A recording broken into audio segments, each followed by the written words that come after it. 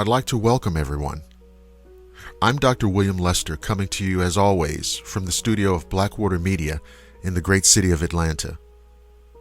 What I have in store for you is a wonderfully bizarre assortment of, denizens of the dark, cryptids of every sort, marauding aliens, bad fairies, vampires, and sinister spirits. So light some candles, turn down the lights, and gather round. It's time for the Shadowland radio show, Anthology 7.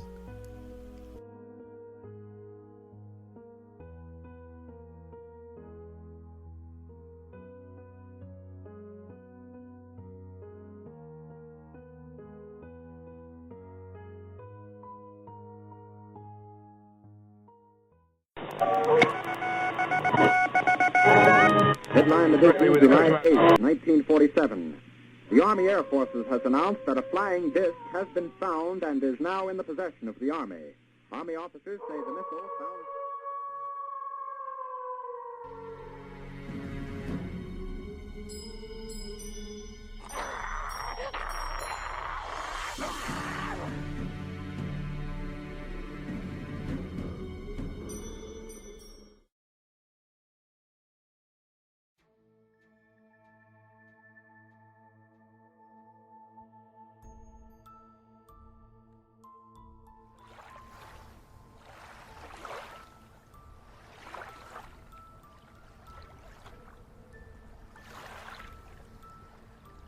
The boobry is a shape-shifting bird from the mythology and folklore of the Scottish Highlands.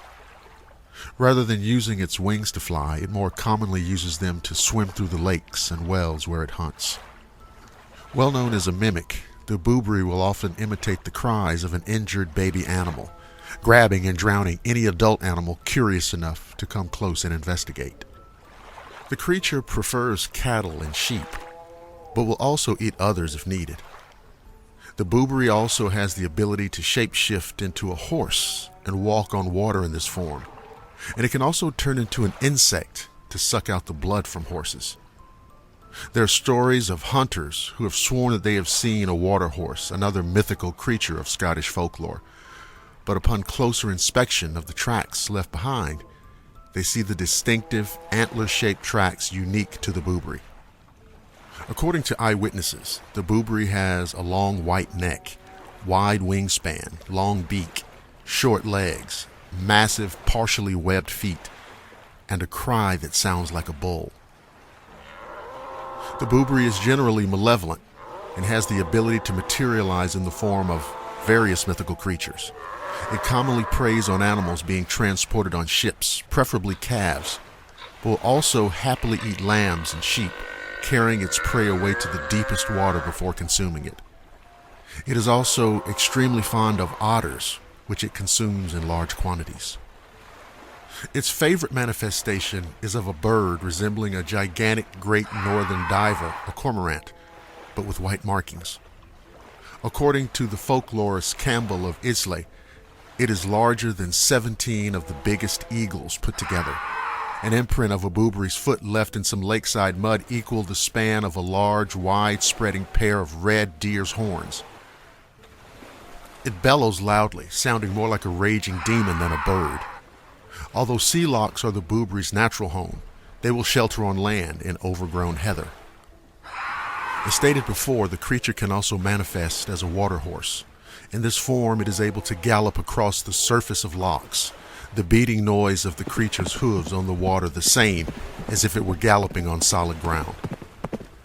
One story told of a boobry in this form is that of a farmer and his son who were plowing a field on the Isle of Mull using a team of 4 horses beside Loch Rhys. But one of the horses lost a shoe and was unable to continue. Noticing a horse grazing nearby, they decided to try using it as a replacement. They harnessed the horse to the wooden plow and it initially worked steadily.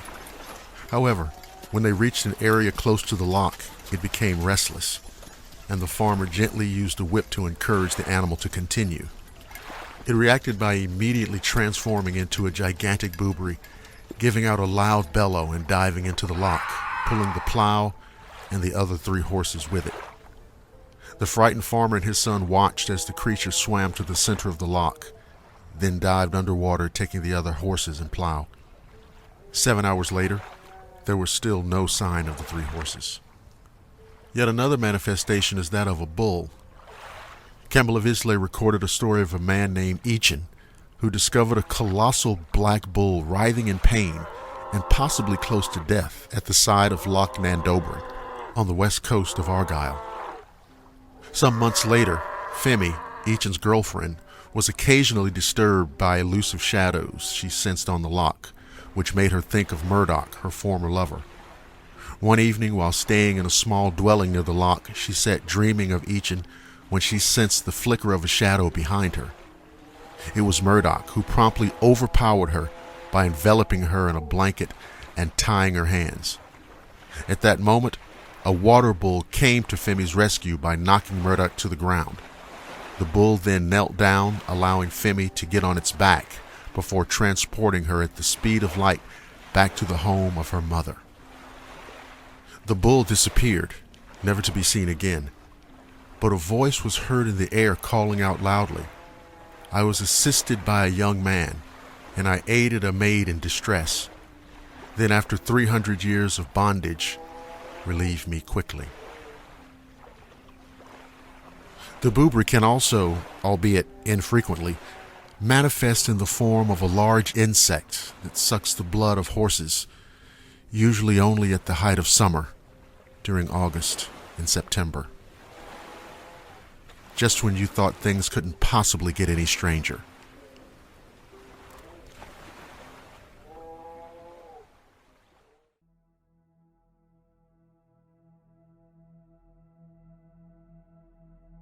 Alien abductions have long been a topic of discussion, and that includes the infamous Pascagoula abduction of 1973.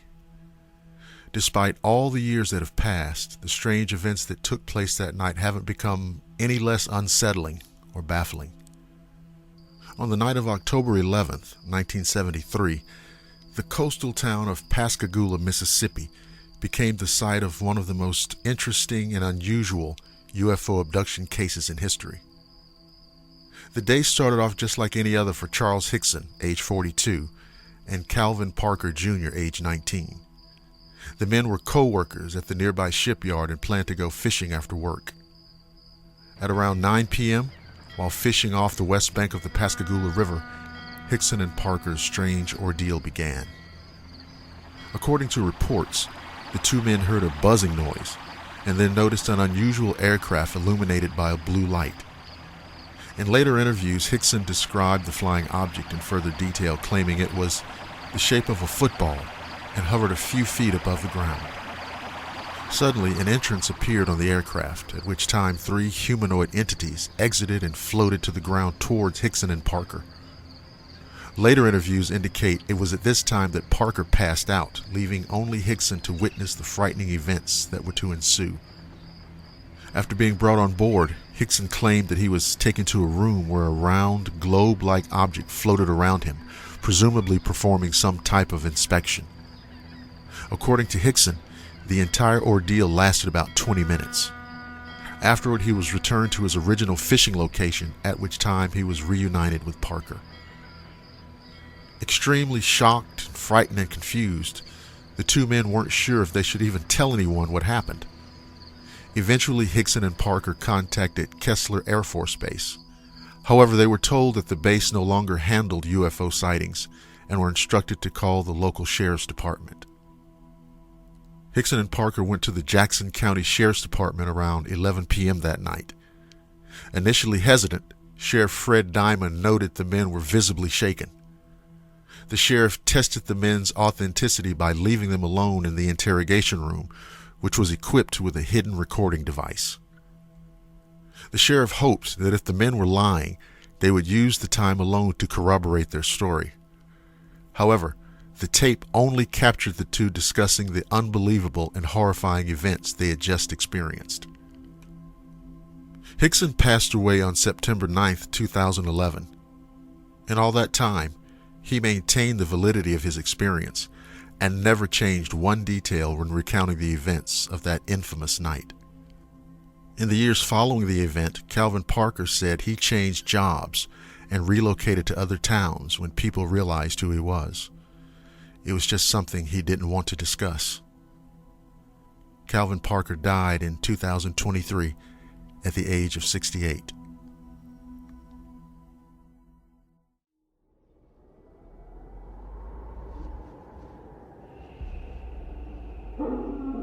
He has left his stamp on classic antiquity. He has trodden deep in the northern snows. He has ridden roughshod over the medievals and has howled amongst oriental sepulchres. He belonged to a bad breed, and we are quite content to be freed from him and his kindred, the vampire and the ghoul. Yet who knows? We may be a little too hasty in concluding that he is extinct. He still may prowl in Abyssinian forests, range still over Asiatic steppes, and be found howling dismally in some padded room of a Hanwell or Bedlam. Sabine Baring Gould, The Book of Werewolves, 1865.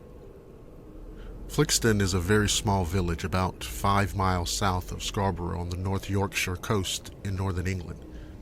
It's nestled on the southeastern edge of the Vale of Pickering, between the hills of the Yorkshire Wolds to the south and the edge of the North York Moors a few miles to the north.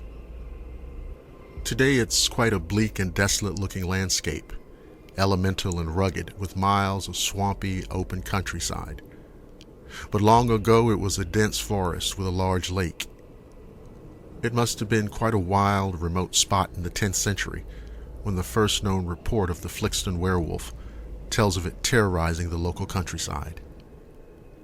There is no way of knowing now just how far back the Flixton werewolf tales go, but in the year 940, the situation was such that a hostel was built in Flixton specifically for the protection of travelers. The werewolf had reportedly attacked sheep and local people as well as travelers. The winters at that time were recorded as being particularly cruel in northern Britain, and food was scarce. Freshly buried corpses were dug up and devoured, and anyone out after dark was risking being attacked. The Flixton werewolf became quite notorious around this time, not just around Flixton itself, but also in other local villages. However, the reports then stopped, and the werewolf doesn't seem to have been reported again for a couple of 100 years or so, when around the year 1150, the reports began again. It, even assuming it was the same creature, devoured a local shepherd and a young girl, as well as farm animals. This werewolf walked upright, carried a terrible odor, and had a particularly long tail and ferocious-looking eyes.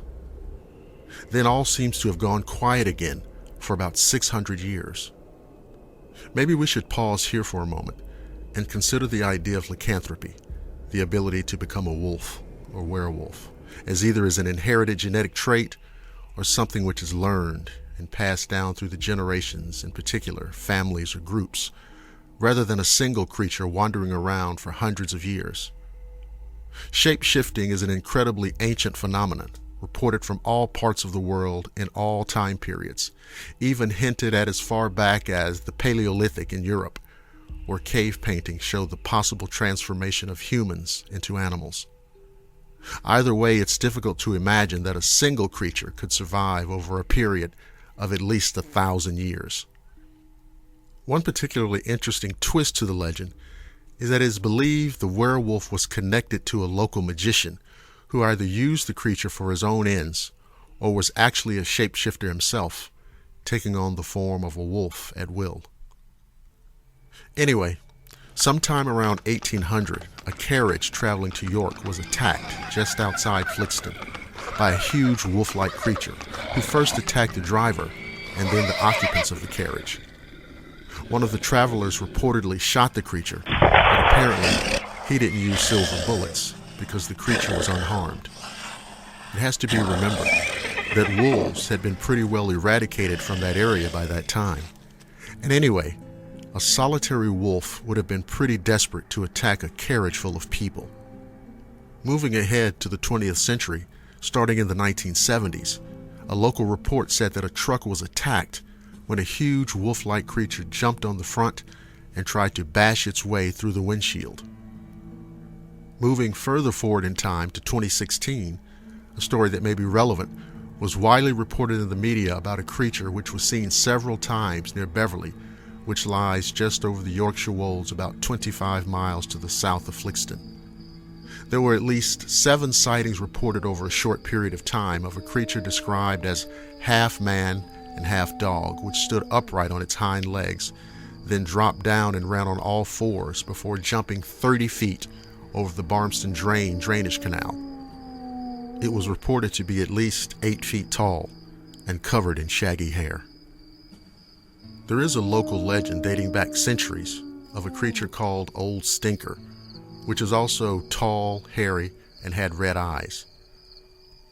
Whether this is connected to the Flixton werewolf legend is anyone's guess, but local people organized a werewolf hunt to try to find more evidence, presumably carrying the customarily expected pitchforks and burning torches.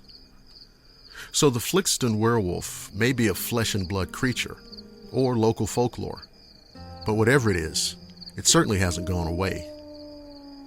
Another point of interest is that Flixton is the site of Starcar, a Neolithic lake village which dates back to the end of the last ice age, and so is the first known site to be occupied after the glaciers retreated about 11,000 years ago.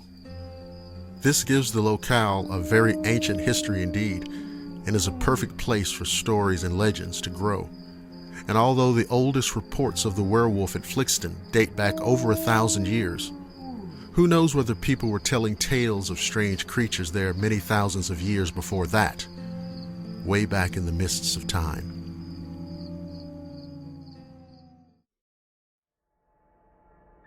I'd like to share with you a bizarre series of events.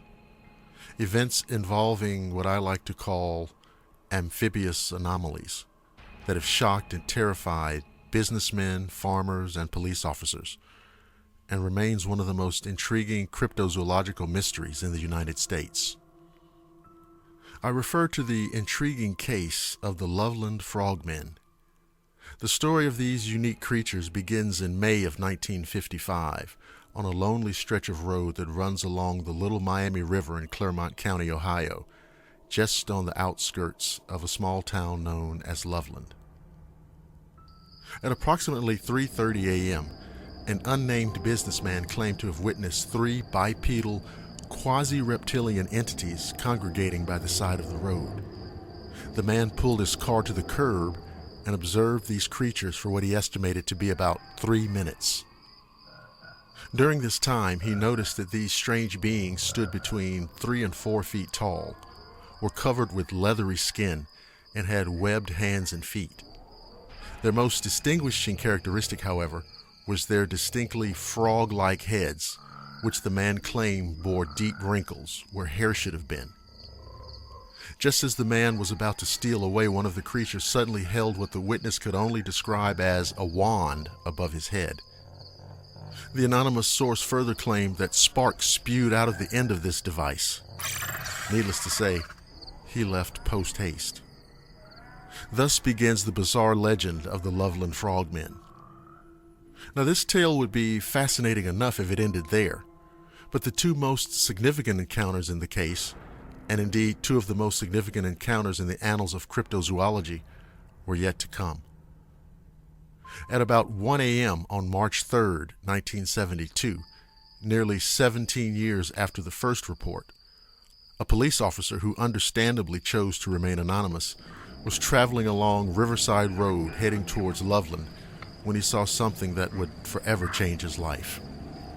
The officer claimed that he was driving slowly due to the substantial amount of ice on the road when he saw what looked like a dog by the curb. Suddenly, the animal darted in front of the cruiser, forcing the officer to slam on the brakes in order to avoid a potential collision with the creature.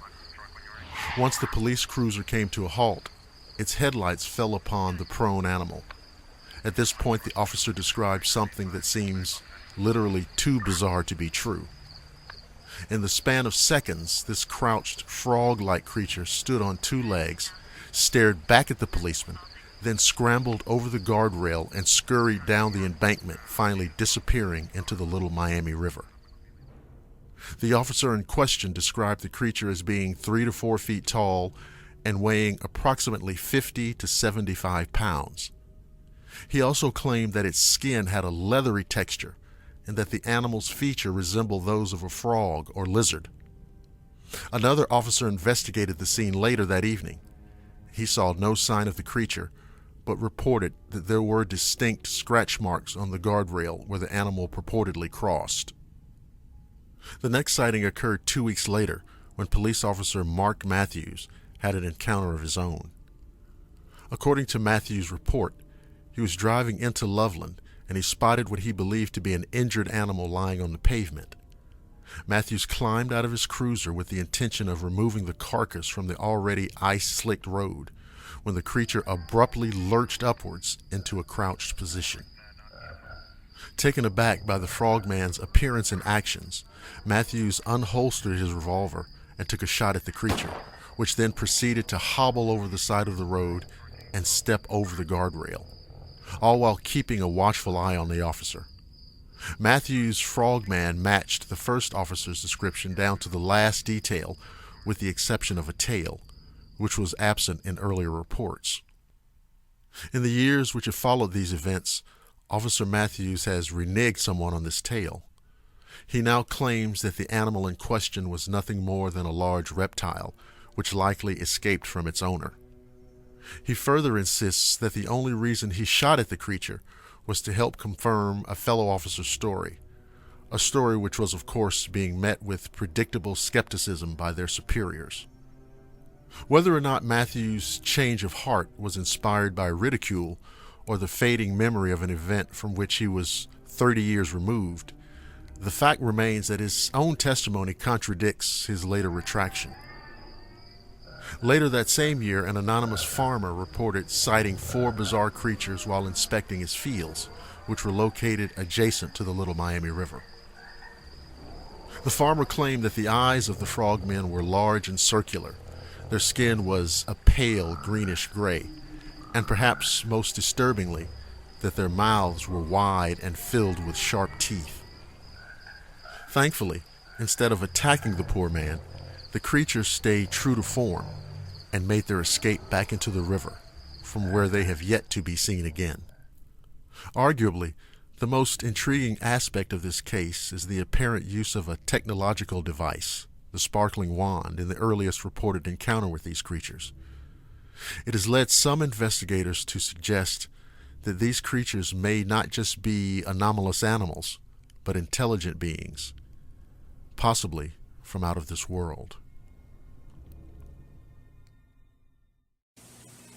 It's May Value Days at Woolworth, with savings for everyone.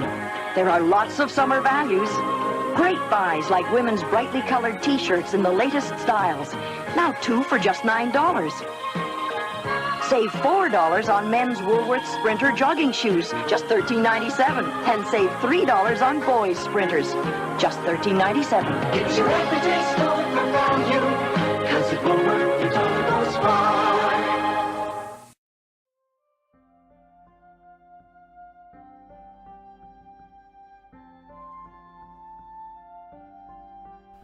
It's not entirely uncommon for soldiers returning from war to come home with reports of seeing a monster. Throughout history, there have been countless wartime monster sightings. But one sighting in particular, or more accurately, multiple sightings of the same creature, seems to have been more documented than most. I refer specifically to the rock apes of Vietnam.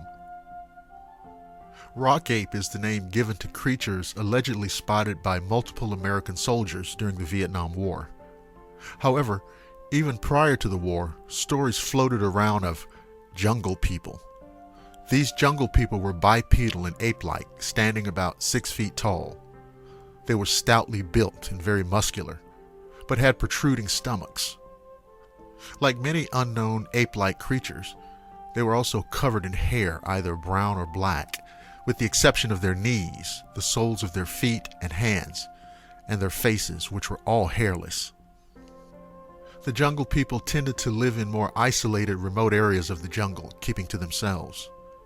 However, if a human made the unfortunate mistake of crossing their path, they would become bold and aggressive, and would not have any hesitation in attacking the unlucky intruder. The jungle people were at their most active at dusk or during the night, and if they traveled, they would do so in packs. This fact would explain some aspects of the sightings later reported by American soldiers.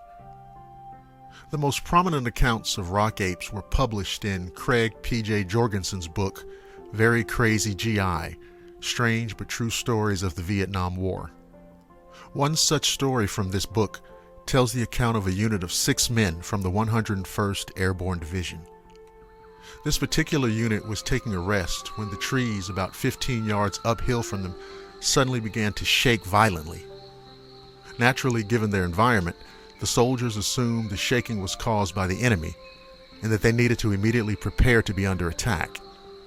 However, as the soldiers watched the trees, they saw that an oblong head with a face covered in reddish hair, possessing a huge mouth and dark, deep-set eyes had emerged from the brush. This account was also documented in an article by Brent Swancer, The Mysterious Rock Apes of the Vietnam War. When this bizarre creature fully emerged, the soldiers were able to get a better look, and they saw that it was about 5 feet tall and very muscular, and covered in matted reddish hair. The creature stood on 2 legs and examined the soldiers just as they examined it. As the soldiers argued over whether or not the creature might be an orangutan, it retreated back into the jungle. Another incident occurred in 1966 in a location known as Hill 868 in Khe Nam Province, the home of several rock ape sightings throughout the war. In this account, a Marine unit was reporting to their captain that they had spotted movement in the brush, which they assumed was being caused by Viet Cong. The captain told his unit over the radio not to fire.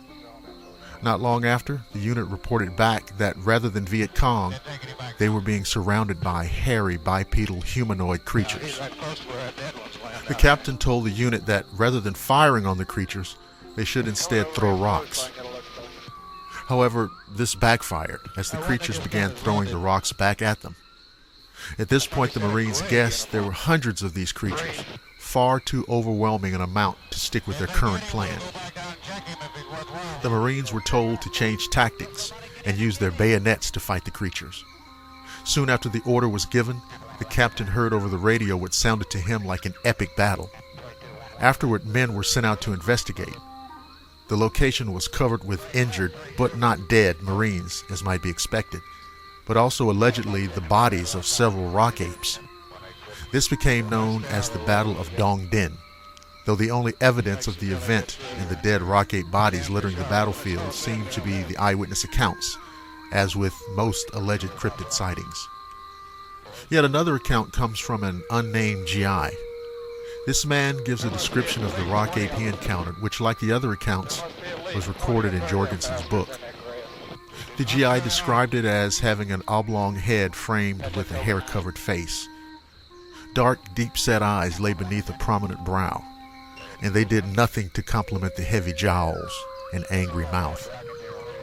In 1974, Professor Vo Quai of the Vietnam National University led a North Vietnamese scientific expedition. The expedition found prints that were described as wider than a human print, but too large to be that of an ape. What makes the recorded sightings of rock apes unique is that these accounts are generally published in books about the Vietnam conflict that feature veterans recounting their experiences, and not in books that focus on cryptozoology. Perhaps this is why most rock ape theories consider natural explanations rather than cryptozoological ones. The most common theory is that the soldiers actually saw Tonkin snub-nosed monkeys. However, these monkeys do not come near the fitting descriptions given by the witnesses. Other suggestions for misidentified animals are gibbons or giant orangutans. Of course, given the mysteriousness of the creatures sighted, more unusual explanations have been given.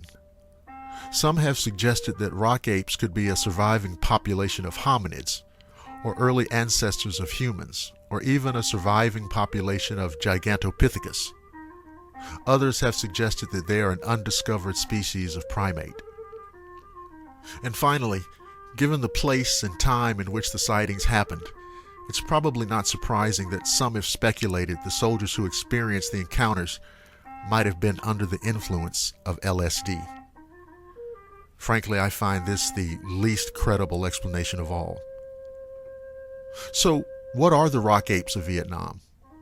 We'll probably never know for sure.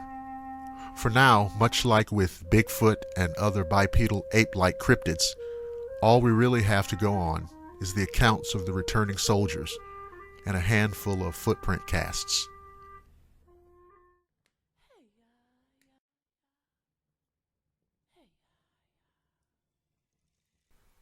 The evil Piasaw was described in Native American lore as a monstrous creature that had a wingspan of more than 50 feet. It was so strong that it would carry off a live buffalo in its enormous talons. Part bird, part reptile, part fish, this terror of the skies struck fear in the hearts of even the bravest Illini warriors, especially after it developed a taste for human flesh. The name Piasaw was derived from the Algonquin Illiniwek language and means a bird that devours men. The Illiniwek were a group of 12 or 13 Native American tribes that inhabited the Mississippi River Valley, stretching from Lake Mikago through Iowa, Illinois, Missouri, and Arkansas. Of the original dozen tribes, only 5 still survive: the Cahokia, the Kaskakia, the Michigamia, the Peoria, and the Tamaroa. It is estimated that around 10,000 Illiniwek tribal members lived along the great rivers before European contact in the 17th century decimated the population. The Piasaw had the face of an angry, bearded man with a mouth full of sharp teeth. It had a scaly body, deer antlers, bat-like wings, and 4 legs. Its tail was like a scorpion's and ended with the flukes of a fish. Legend has it that before people lived along the banks of the Mississippi, the Piasaw preyed upon buffalo, carrying them up to his cave high in the cliffs that lined the river. But soon after the Illini arrived, the Piasaw grabbed a member of the tribe. From then on, the creature only hunted humans. The Piasaw preyed upon the Illini tribe, snatching people up until whole villages lay empty. Many warriors tried for years to destroy the creature, but it could not be killed. Then a vision came to the tribe's leader, Chief Awatoga. He would act as bait, luring the Piasaw to him, while several warriors hid nearby with poison-tipped arrows. When the great creature picked up Awatoga, his warriors shot it full of arrows. To celebrate the event, the Illini, for whom the state of Illinois is named, painted a pictograph of the Piasaw high up on the rocky bluffs near the Mississippi River. Father Jacques Marquette, a famous missionary, was the first white man to explore the Mississippi River. He first told of his discovery of the Piasaw pictograph, upon which the boldest Indians dared not long rest their eyes, in 1673. In his story from 1836, the most famous story of the Piasaw, Professor John Russell claimed to have discovered the cave where the menacing beast took its victims. According to Russell, the floor of the cave was covered with human bones. Almost 40 years later, 2 other scholars backed Russell's story.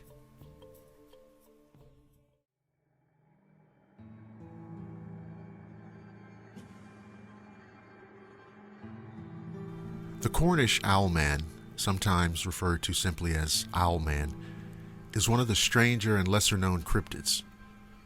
Unlike many of the more famous monsters in the field of cryptozoology, it appeared only in one specific place for a very short period of time.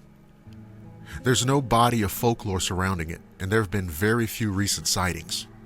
It could easily be dismissed out of hand were it not for the curious circumstances surrounding it. The Owlman was seen between 1976 and 1978 in the county of Cornwall, England. More specifically, it was seen in the vicinity of Monnon Village. Some of the sightings were reported to the well-known cryptozoologist Tony Doc Shields, who reportedly coined the term Owlman.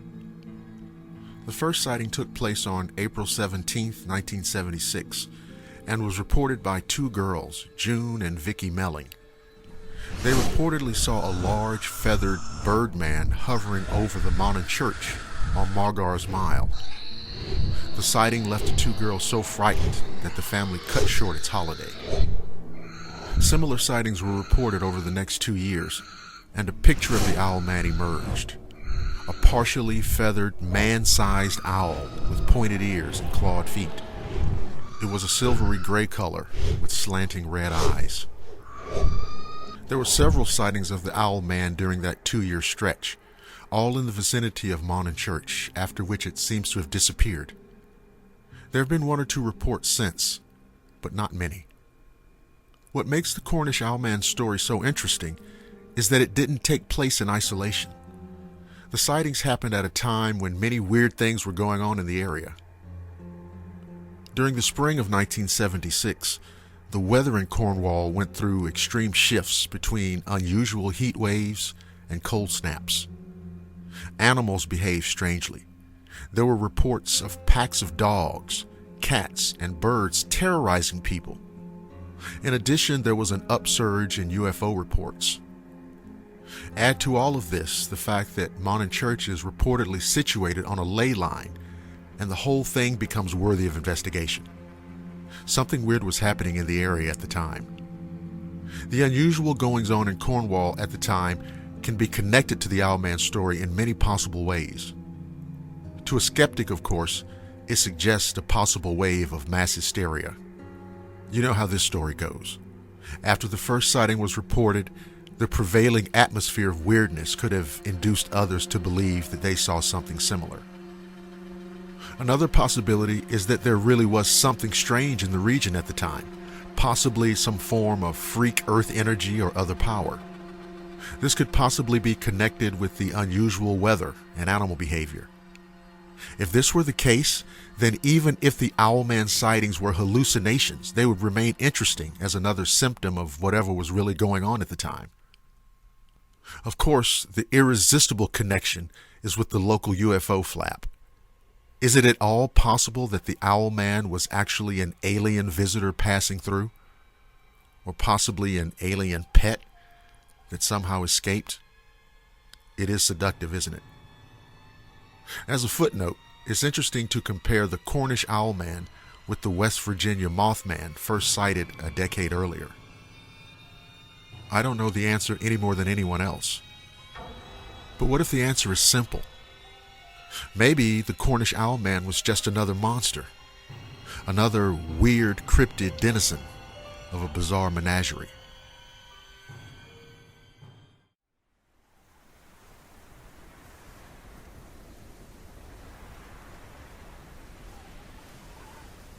On the night of February 8th, 1855, Devon, England became the center of one of the most perplexing and eerie mysteries ever recorded: the infamous Devil's Footprints. After a night of heavy snowfall, the following morning revealed something truly bizarre. A trail of hoof-like prints that seemingly stretched over 40 to 100 miles, zigzagging across the Devon countryside. What made these prints so unsettling was their unbroken, straight-line pattern, as if made by a creature walking on 2 legs, leaving behind cloven hoof marks reminiscent of the devil himself. The footprints were not confined to the ground. They appeared on rooftops, crossing rivers, high walls, and haystacks without any disturbance to these obstacles. This particular ability to traverse any terrain led many locals to believe that only something supernatural could have caused such an enigmatic phenomenon. Religious leaders of the time even warned that these tracks might be the work of Satan, stirring fear throughout Devon. What exactly made these tracks, though, remains a mystery even today. Numerous theories have been proposed over the years, ranging from the plausible to the absurd. One of the more entertaining explanations was that an escaped kangaroo from a nearby menagerie had left the marks. While it certainly added a bit of levity to the growing hysteria, there was no evidence to support the kangaroo theory. Others believed it could have been a hoax orchestrated by pranksters, as the phenomenon occurred in multiple areas, with some suggesting that local churchgoers made their own marks to fuel the supernatural rumors. Natural explanations also emerged, with some attributing the marks to animals such as badgers or even hopping mice. These theories, however, failed to account for the straight-line nature of the prints, or how they appeared on rooftops and across rivers. The idea of a balloon dragging ropes across the snow was also floated, pun intended, but this explanation was met with skepticism, as it seemed far too convenient given the lack of substantial evidence. Despite all the speculation, the Devil's Footprints captured public imagination, and to this day, they remain one of the most curious and unsettling unexplained mysteries of Victorian England. In fact, similar footprints were reported as recently as 2009 in Exmouth, not far from the original sightings, leading many to wonder whether Devon is haunted by some diabolical creature that roams the countryside. What truly makes this story so chilling is its endurance. Despite modern attempts to solve the mystery, no single explanation can fully account for the breadth and nature of the prints. Whether the work of a supernatural force or an elaborate hoax, the Devil's Footprints continue to inspire both fear and fascination. Would you have dared to step outside that snowy morning in 1855, knowing that something or someone had been roaming your town, leaving such mysterious traces behind? The legend of the Devil's Footprints is a reminder that not all mysteries can be solved, and perhaps some are best left unexplained.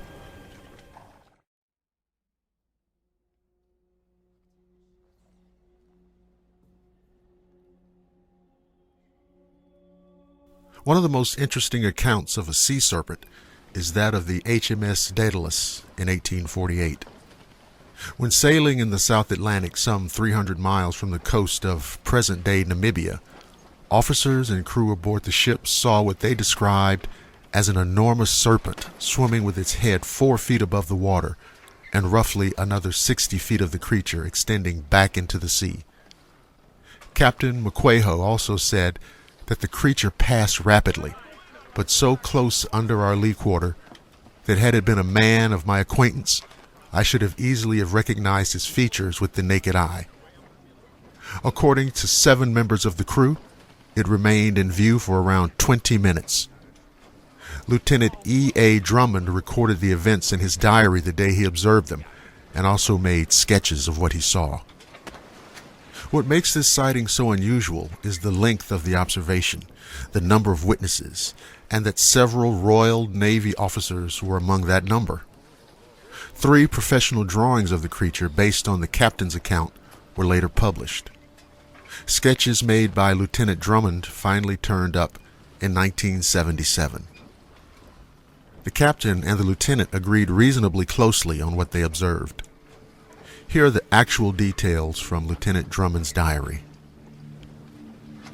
HMS Daedalus, August 6, 1848. Latitude 25 degrees south, longitude 9 degrees 37 degrees east. St. Helena, 1,015 miles.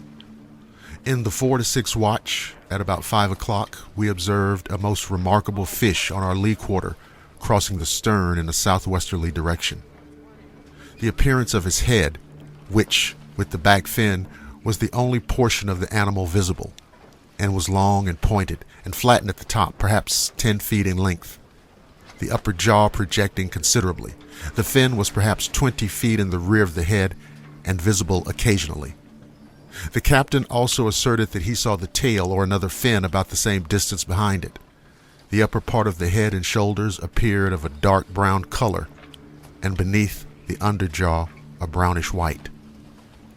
It pursued a steady, undeviating course, keeping its head horizontal with the surface of the water, and in rather a raised position, disappearing occasionally beneath a wave for a very brief interval, and not apparently for purposes of respiration. It was going at the rate of perhaps from 12 to 14 miles an hour, and when nearest was perhaps 100 yards distant. In fact, it gave one quite the idea of a large snake or eel, No one in the ship has ever seen anything similar, so it is at least extraordinary. It was visible to the naked eye for 5 minutes, and with a glass for perhaps 15 more. The weather was dark and squally at the time, with some sea running. So, after more than a century and a half, the question remains: what did the officers and crew of HMS Daedalus see? There's just one Schlitz, yeah, nothing else comes near. When you're out of Schlitz, you're out of beer.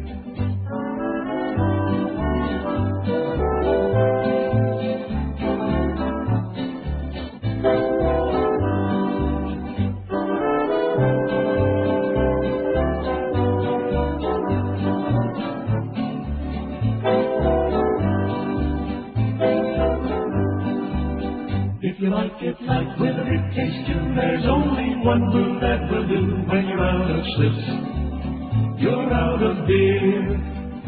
Real gusto in the great light beer Schlitz.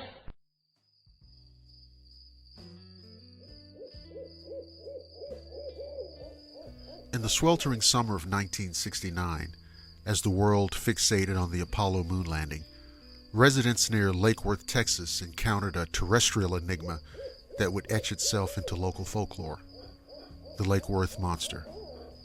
Described as a 7-foot-tall creature, part man, part goat, with scales and long clawed fingers, this mysterious being sparked a wave of sightings and sensational headlines. On July 10, 1969, reports emerged of a creature leaping from a tree onto a man's car near Greer Island, a small landmass within Lake Worth. The startled witnesses described it as half man, half goat, covered in fur and scales. The following day, the Fort Worth Star-Telegram published an article that ignited widespread interest and trepidation. In the days that followed, numerous locals reported encounters with the creature. One account detailed the monster hurling an automobile tire at a group of people, showcasing its formidable strength. Another involved a photograph taken by Alan Plaster depicting a large, white, furry figure. Plaster later suggested it might have been a prank, noting, whatever it was, it wanted to be seen. The Lake Worth monster's sudden appearances led to various theories. Some speculated it was an undiscovered primate species, while others believed it to be a hoax perpetuated by local youths.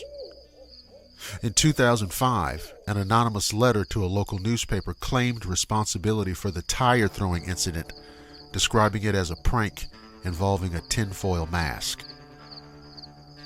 Despite the fleeting nature of the sightings, the legend of the Lake Worth monster has endured. Since 2009, the Fort Worth Nature Center and Refuge has hosted an annual Lake Worth Monster Bash each October, celebrating the creature's place in local lore. Additionally, the Fort Worth Water Department's H2OMG podcast released a 4-part series delving into the legend, reflecting the community's ongoing fascination. As a paranormal investigator, the tale of the Lake Worth monster exemplifies how a series of unexplained events can captivate and mystify a community. Whether a misunderstood creature, an elaborate prank, or a manifestation of collective imagination, the Lake Worth monster remains a compelling chapter in the annals of Texan folklore. For those intrigued by cryptids and local legends, Lake Worth stands as a testament to the enduring allure of the unknown, inviting both skepticism and wonder.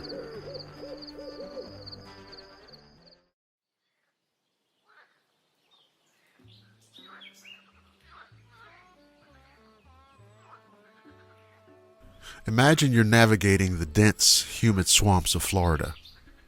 The air is thick with the scent of decaying vegetation, and the only sounds are the distant calls of wildlife.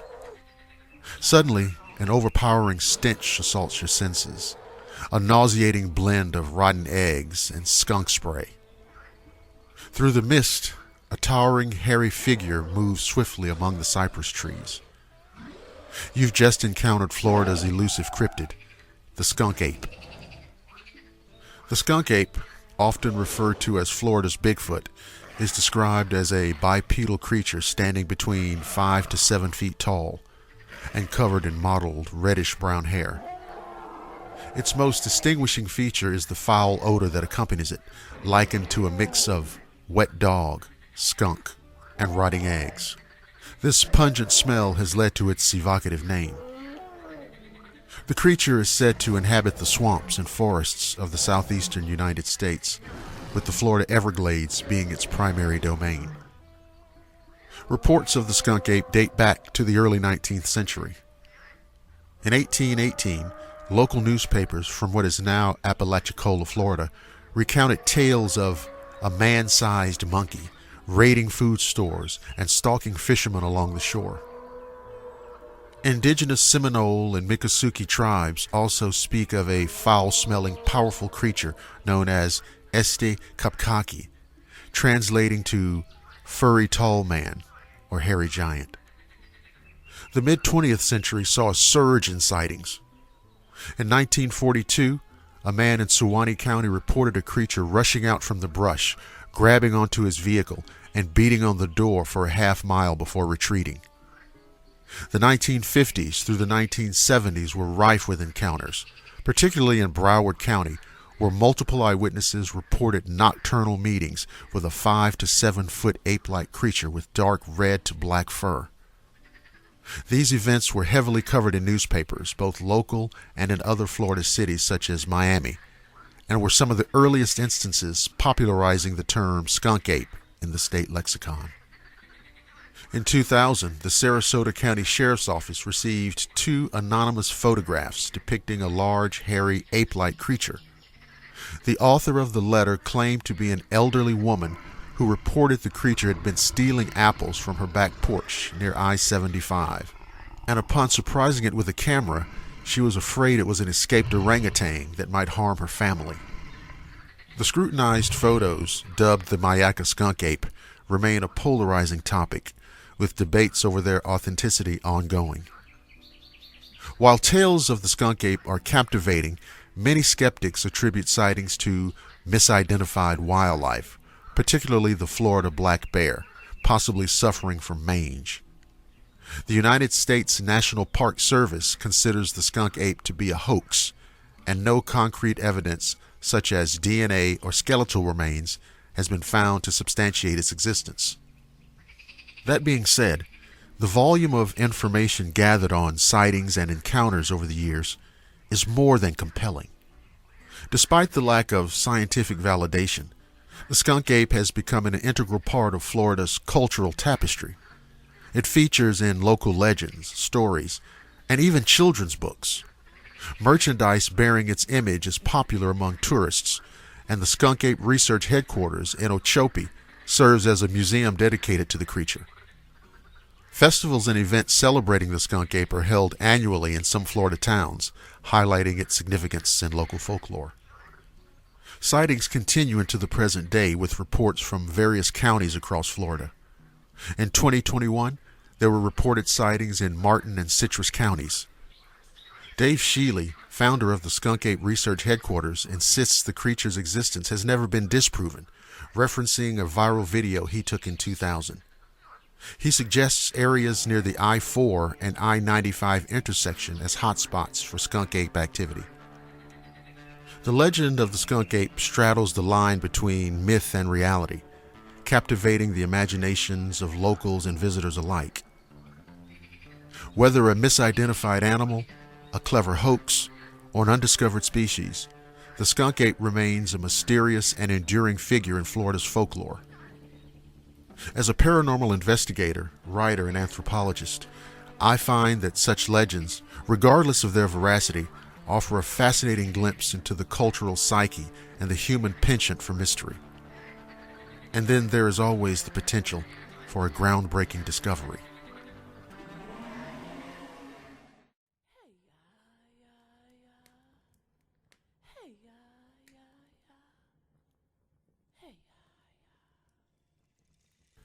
The Iroquois have an interesting legend about a horrifying flying monstrosity that terrorized people for no apparent reason.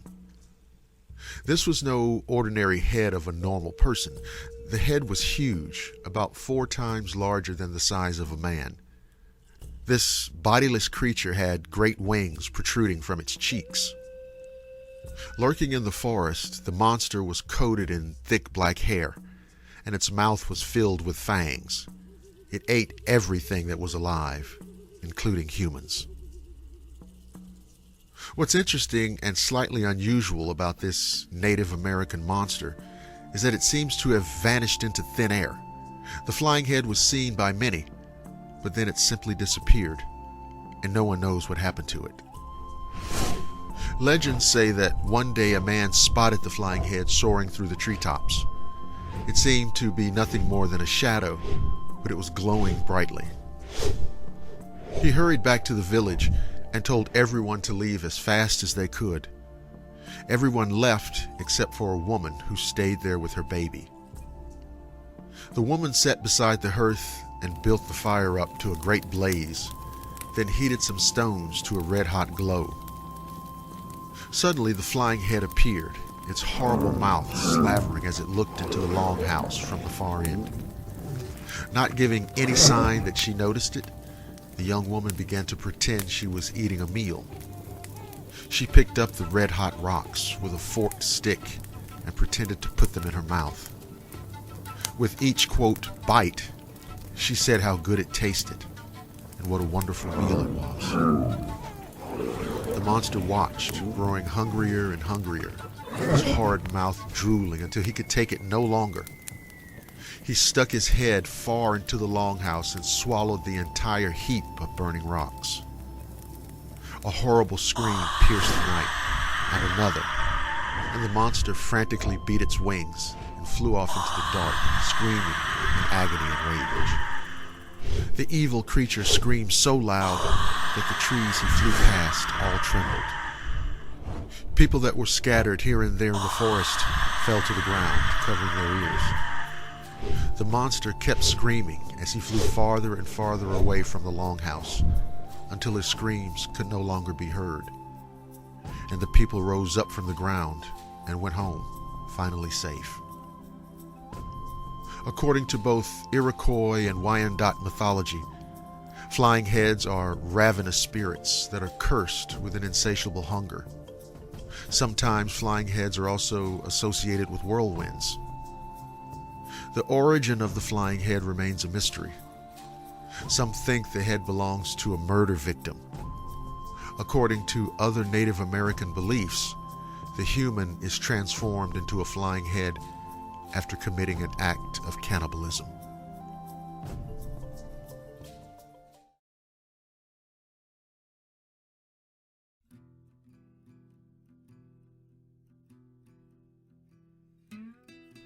In the heart of Utah's rugged terrain lies Emery County, a region steeped in history and folklore.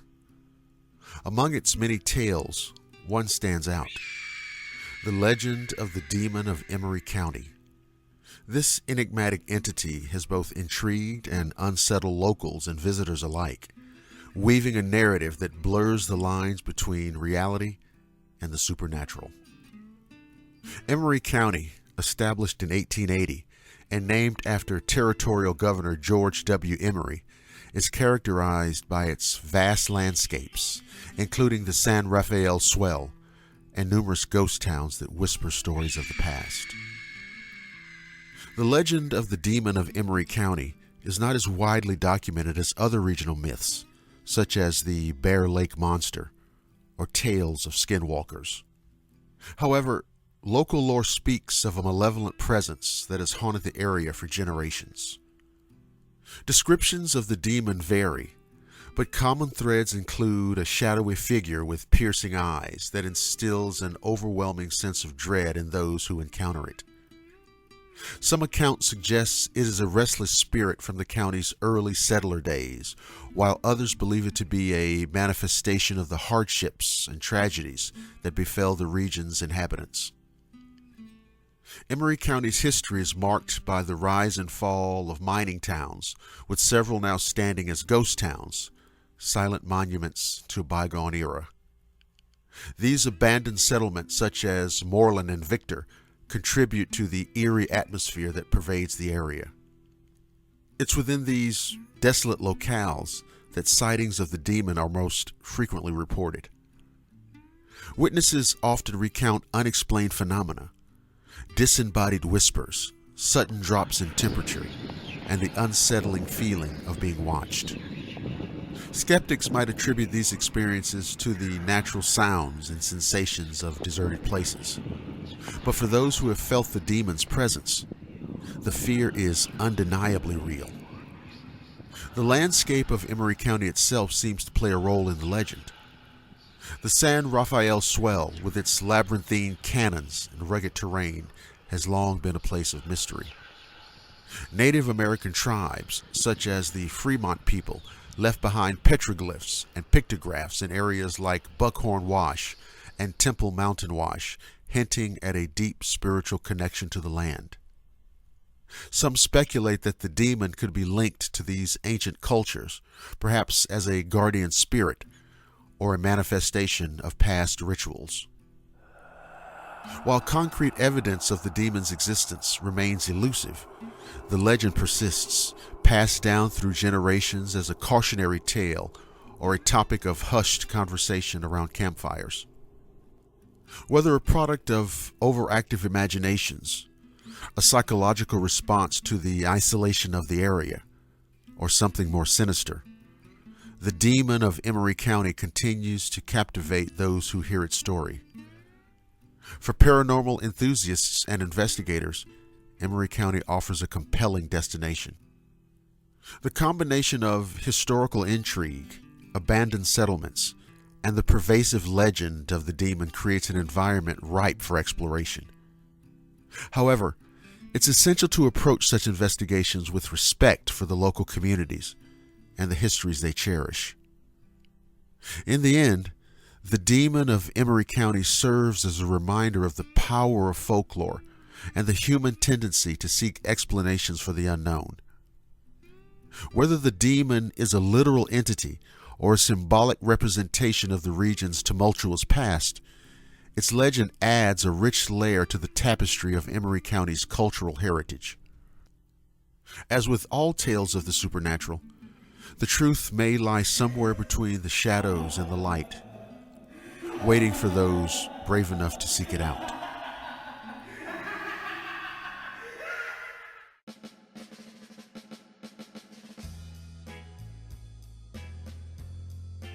You're listening to the Blackwater Media Radio Network, the finest in digital audio entertainment.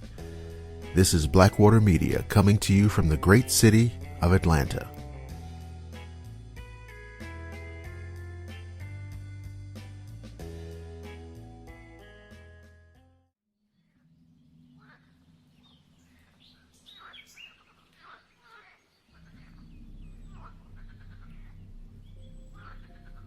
In the heartland of Indiana lies Churubusco, a town whose identity is intertwined with the legend of the Beast of Busco, a colossal snapping turtle that has captivated imaginations for over a century.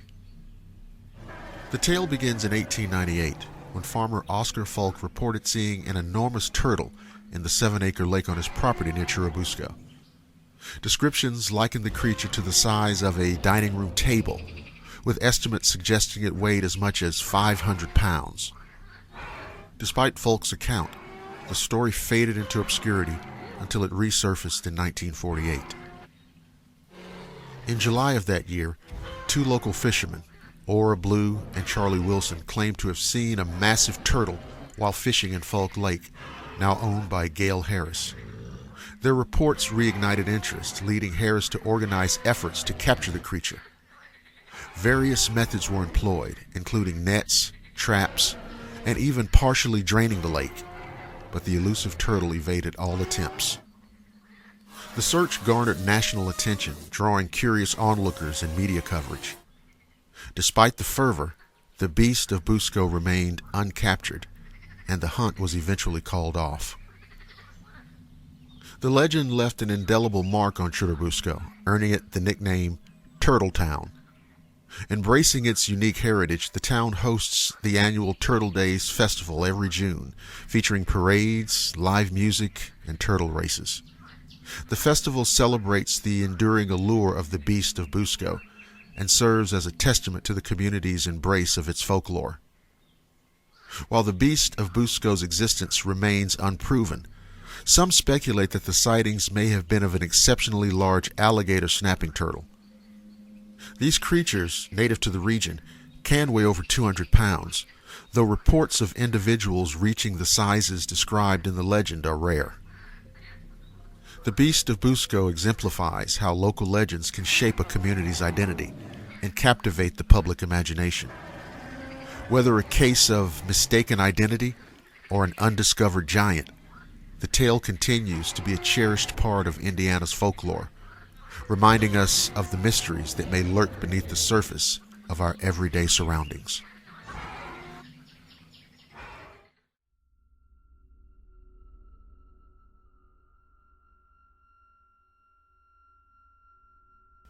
In the shadow of Mount St. Helens, amidst the dense forests of Washington state, whispers of a creature both enigmatic and terrifying have persisted for decades. This entity, known as Bat Squatch, is said to be a monstrous fusion of bat and ape, haunting the Pacific Northwest with its eerie presence. The tale of Bat Squatch emerged in the aftermath of the catastrophic eruption of Mount St. Helens in May of 1980. Amidst the devastation, reports surfaced of a colossal winged creature with features reminiscent of both a bat and a primate. Standing and imposing 9 feet tall, with leathery wings spanning up to 50 feet, this beast was described as having bluish fur and a face combining lupine and bat-like characteristics. One of the earliest and most detailed accounts occurred in 1994. A young man named Brian Canfield was driving through Washington's Pierce County at night when his truck abruptly stalled. As he sat stranded, a massive creature descended onto the road before him. Canfield described it as a humanoid figure with bat-like wings and intense glowing eyes. After a brief, tense standoff, the creature ascended back into the sky, and Canfield's truck inexplicably restarted. In 2009, hikers near Mount Shasta in California reported seeing a similar flying humanoid. They described it as a stocky figure with leathery wings and a bat-like face, adding another layer to the Bat Squatch legend. The Bat Squatch legend has spurred various theories attempting to explain its origins. Some cryptozoologists suggest it could be a previously undiscovered species adapted to the dense forests and volcanic regions of the Pacific Northwest. Others propose a more supernatural explanation, positing that the creature might be an interdimensional being capable of traversing different realms, a theory that aligns with certain Native American legends of spirit beings inhabiting the mountains. Skeptics, however, argue that the Bat Squatch sightings could be attributed to misidentifications of known animals such as large birds or bats, especially under low light conditions. The psychological impact of the Mount St. Helens eruption might have also contributed to the creation and perpetuation of such a legend, as communities sought to make sense of the unprecedented natural disaster. Despite the scarcity of sightings, Bat Squatch has cemented its place in Pacific Northwest folklore. It has been referenced in various media, including local news articles and podcasts, and has even inspired a craft beer named after the creature, reflecting its integration into regional culture. The legend of Bat Squatch continues to captivate those intrigued by the mysteries lurking within the Pacific Northwest. Whether a misidentified animal, a figment of collective imagination, or an undiscovered cryptid, Bat Squatch embodies the enduring allure of the unknown, reminding us of the uncharted territories that still exist within our world and our minds.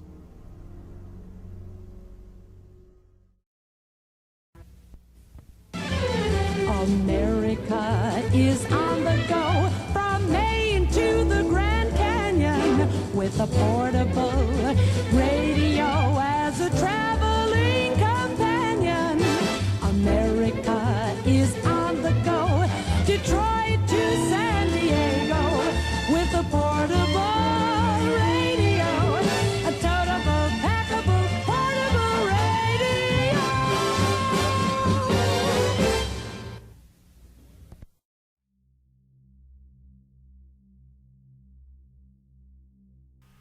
In September 1954, the children of Glasgow's Gorbals district embarked on a remarkable quest that has since become a legendary chapter in the city's folklore.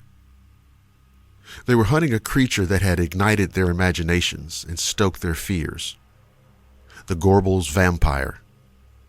The Gorbals, situated on the south bank of the River Clyde, was a densely populated area known for its industrial backdrop and tight-knit community.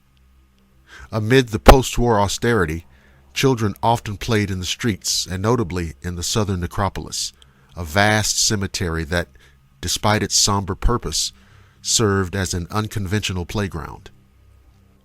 The legend of the Gorbals vampire began innocuously as playground whispers among the children. They spoke of a towering figure, 7 feet tall, with iron teeth that gleamed menacingly. Rumors swirled that this fearsome entity had abducted and devoured 2 local boys, though no such disappearances were officially recorded. The adults dismissed these tales as mere flights of fancy, but the children were resolute. They decided to confront the menace themselves. On the evening of September 23, 1954, hundreds of children, some as young as 4, armed themselves with makeshift weapons, sticks, knives, and even dogs, and descended upon the southern necropolis. The cemetery, with its Gothic tombstones and mausoleums, was shrouded in an eerie atmosphere, further intensified by the adjacent steelworks. The industrial facility emitted flames and smoke, casting flickering shadows that danced among the gravestones. One of the participants, Tam Smith, later recalled the scene. The red light in the smoke would flare up and make all the gravestones leap. You could see figures walking about at the back, all lined in red light. The combination of industrial emissions and the children's heightened imaginations created a surreal and terrifying environment. The police were eventually summoned to disperse the gathering, but the children's determination was not easily quelled. They returned for the next 2 nights, steadfast in their mission to vanquish the vampire. It was only after persistent efforts from parents, teachers, and local authorities that the fervor began to subside. In the aftermath, the incident attracted significant media attention and sparked a moral panic. Many adults pointed fingers at American horror comics, which were gaining popularity among British youth. These publications, with titles like Tales from the Crypt and The Vault of Horror, were accused of corrupting young minds with graphic depictions of monsters and mayhem. The Gorbals vampire episode became a catalyst for legislative action, leading to the Children and Young Persons Harmful Publications Act of 1955, which sought to restrict the availability of such material to minors. However, the origins of the vampire legend may also be rooted in local folklore and the socioeconomic conditions of the time. The Gorbals was an area marked by poverty and industrial pollution. The steelworks not only dominated the skyline, but also influenced the daily lives of its residents. Some suggest that the image of a creature with iron teeth was a manifestation of the community's collective anxieties, perhaps influenced by tales like Jenny with the Iron Teeth, a Scottish nursery rhyme used to encourage children to go to bed. Today, the story of the Gorbals vampire serves as a fascinating example of mass hysteria and the power of urban legends. It highlights how folklore can emerge from a blend of cultural influences, environmental factors, and the vivid imaginations of children. The Southern Necropolis remains a historic site in Glasgow, and the tale of the vampire continues to intrigue both locals and visitors, reminding us of the enduring nature of myths and the human penchant for storytelling. In recent years, the legend has been commemorated through various artistic endeavors, including a mural near the Citizens Theatre in the Gorbals, ensuring that the tale of the Gorbals vampire remains a vibrant part of Glasgow's cultural heritage. As a paranormal investigator, the Gorbals vampire case underscores the importance of understanding the cultural and psychological contexts that give rise to such phenomena. It serves as a reminder that the most compelling mysteries often lie at the intersection of history, community, and the human imagination.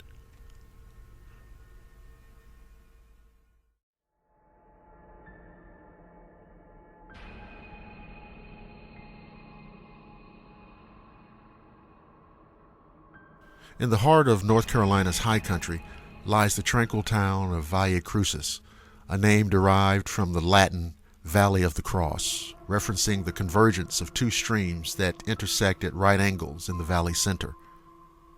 This picturesque setting, with its mist-laden mornings and serene landscapes, harbors a chilling legend that has persisted through generations. The tale of the demon dog of Valle Crucis. The legend centers around St. John's Episcopal Church, an old stone edifice constructed in the 1860s, situated along Highway 194 on the town's outskirts. The church's adjoining cemetery, with its time-worn gravestones, serves as a purported haunt of this spectral canine.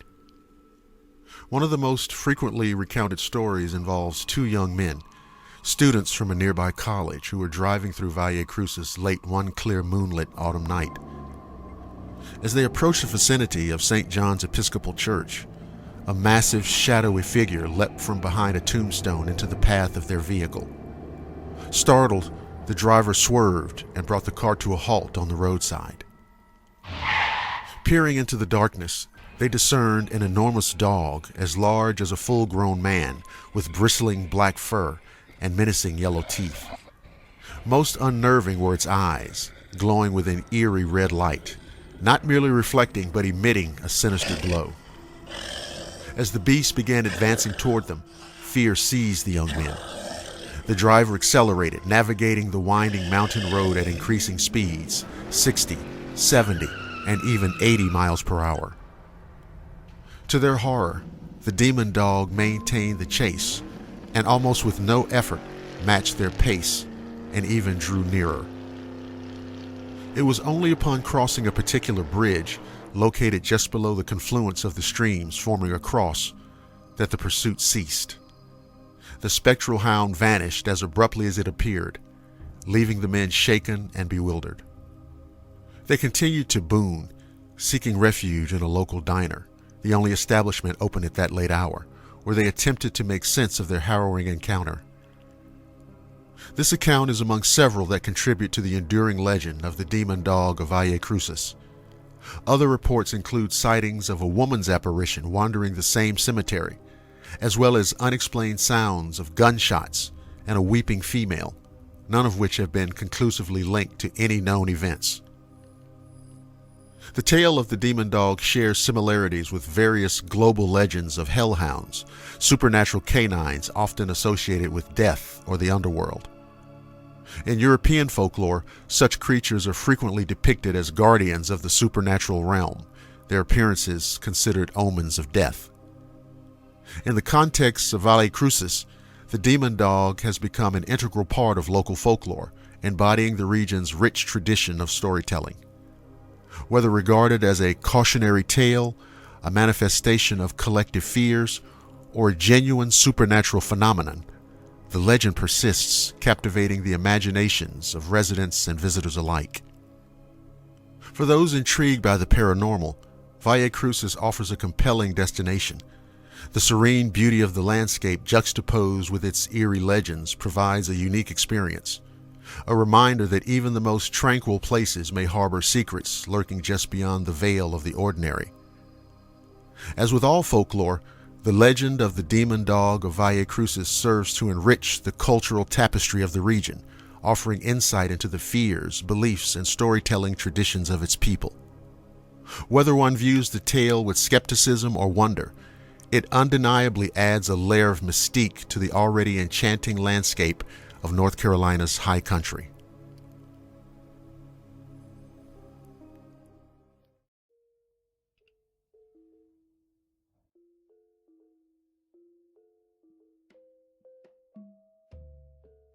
In the dense jungles of Flores, Indonesia, a tale persists of the Ibu Gogo, a diminutive, human-like creature that has intrigued both locals and researchers alike. Standing about 1.5 meters tall, with broad faces, flat noses, and bodies covered in hair, these beings are said to murmur in their own language, and mimic human speech in a parrot-like fashion. Their name, derived from the Nage language, translates to grandparent who eats anything, reflecting their voracious appetite and perhaps their perceived primitive nature. Legends recount how the Ibugogo coexisted with humans, often sneaking into villages to steal food and occasionally human children. These stories, passed down through generations, paint a picture of a creature both feared and revered, embodying the mysteries of the natural world. Some tales even suggest that villagers, frustrated by the Ibugogo's antics, conspired to eradicate them by offering gifts of palm fiber to make clothes, only to set it ablaze once the creatures took it into their cave, leading to their demise. The intrigue surrounding the Ibugogo deepened in 2003 with the discovery of Homo floresiensis, an extinct hominoid species on Flores. Standing at approximately 1.1 meters tall, these, quote, hobbits, as they were nicknamed, exhibited a blend of primitive and derived features, including small brains and large teeth. Their remains dated between 100,000 and 60,000 years ago and were unearthed in the Liang Bois cave, offering a tantalizing glimpse into a previously unknown chapter of human evolution. This discovery prompted speculation about a potential connection between the Ibugogo legends and Homo floresiensis. Could the folklore be a cultural memory of encounters between modern humans and ancient hominins? Anthropologist Gregory Forth has explored this possibility, suggesting that tales of the Ibugogo and similar figures in Indonesian folklore might be rooted in actual historical interactions. However, mainstream scientific consensus remains cautious. The youngest known remains of Homo floresiensis date back to around 50,000 years ago, while the Ibugogo legends are much more recent, with some accounts placing them as late as the 18th century. This significant temporal gap raises questions about the direct link between the two.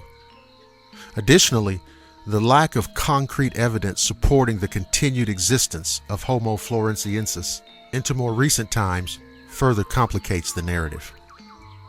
Despite these uncertainties, the Ibugogo remains a captivating element of Flores' rich cultural tapestry. The legends serve as a testament to humanity's enduring fascination with the unknown and our propensity to weave stories that explain the unexplainable. Whether the Ibugogo is a distant memory of Homo floresiensis, a symbolic representation of human fears and curiosities, or a blend of both, the tale continues to inspire wonder and scholarly interest. In the realm of cryptozoology and anthropology, the Ibugogo stands as a reminder of the delicate interplay between myth and reality. As we continue to explore the depths of human history and the stories we tell, we may yet uncover more connections that bridge the gap between legend and science, shedding light on the mysteries that have captivated us for generations.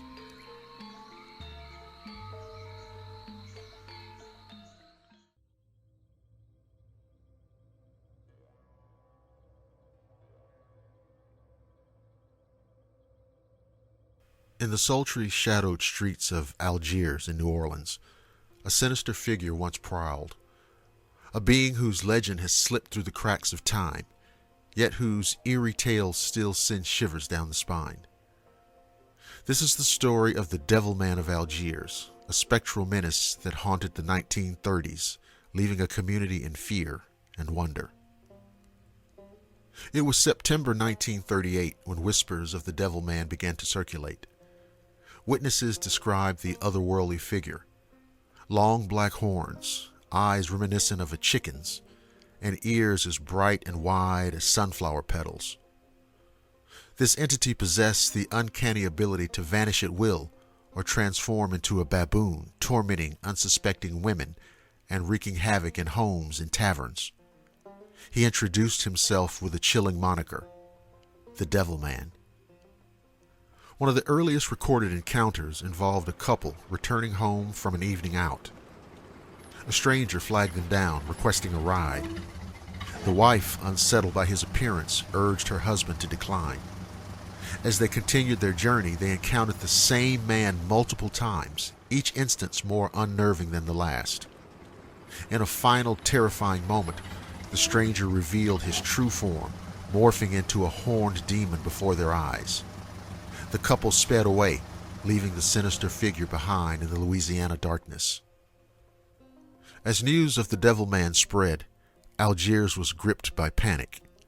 Reports flooded in of a man matching his description, harassing couples, his presence causing some to faint or experience what was termed temporary death. He was said to have horns, pink star-shaped ears, and cartoonish eyes. The police, inundated with reports, took the matter seriously. Officers fired at the apparition, only to have their bullets returned by his hairy spectral hands. The chaos escalated to such an extent that Sergeant Holm of the Algiers police announced that anyone claiming to have seen the Devil Man would be arrested, hoping to quell the hysteria. Amid the turmoil, authorities arrested a wild-eyed man named Clark Carlton. Claiming to have come from Arkansas, Carlton spun a bizarre tale of being sent by a great spiritual monarch he called King Zulu, a cosmic figure, a benefactor to Neptune. Far from denying the Devil Man rumors, Carlton insisted he was greater than the devil himself. George Horrell, the owner of Paradise Inn, vouched for Carlton, recalling how he entered his inn, speaking cryptically about his origins and spiritual connections. Despite his odd behavior, Horrell described Carlton as harmless, even feeding him pie and milk. However, when children began taunting Carlton with chants of Devil Man, he threatened to unleash the devil on them, which only fueled the rumors and led to his arrest. Even with Carlton behind bars, reports of the Devil Man's antics continued. Over 200 people reported sightings on the night of September 13th, 1938, claiming the creature terrorized bartenders, showing off his horns and demanding free drinks. Some claimed he danced the Big Apple at a popular nightclub, leading to speculation that multiple devil men roamed the streets of Algiers. Carlton himself seemed to embrace the role, delivering a grandiose, rambling speech while in custody. I came from the hills of Arkansas under the stars, led by Neptune's hand. Yes, they have me locked up, but my spirit haunts this city. It flies like a bird because I have been mistreated. If I wanted, I could disappear right now. The hysteria reached a peak when a child screamed, "Devil Man!" in the basement of the Craig Negro Public School, triggering a riot-like expression of terror. Students fled the building, teachers barricaded doors, and frantic parents rushed to the scene. The fear of the Devil Man gripped the community, with religious leaders divided, some preaching caution, others compassion. In a final twist, rumors spread of a devil baby born with horns in one of the city's segregated African-American neighborhoods, pushing the city into full-blown hysteria. But just as quickly as it had begun, the Devil Man's reign of terror ended. The strange sighting ceased, and the legend faded, leaving only echoes of fear, confusion, and the mystery of what the Devil Man indeed was. Today, the tale of the Devil Man of Algiers is a forgotten chapter in New Orleans' rich tapestry of folklore. Yet it serves as a haunting reminder of how fear can grip a community, turning whispers into widespread panic.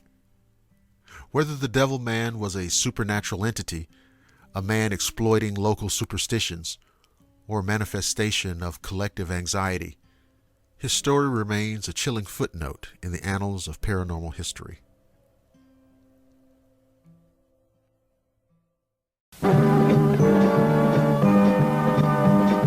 Delta is ready when you are. Delta is ready to fly. Need a nonstop to New Orleans? Call Delta first, the airline that leads with nonstops to the Mardi Gras City. Delta has the most jets as well as the most nonstops to New Orleans. 8 services a day, 3 nonstops. And Delta's nonstop breakfast flight that puts you there before 10 is the first arrival of the morning. Another Delta nonstop leaves for New Orleans in the mid-afternoon, Another in the early evening with a delicious dinner en route. If you're going to Birmingham, your biggest choice again is on Delta. And the only daytime nonstop is Delta's luncheon flight. So for New Orleans, Birmingham, or Shreveport, remember the leader. Call Delta or your travel agent. Delta is ready when you are.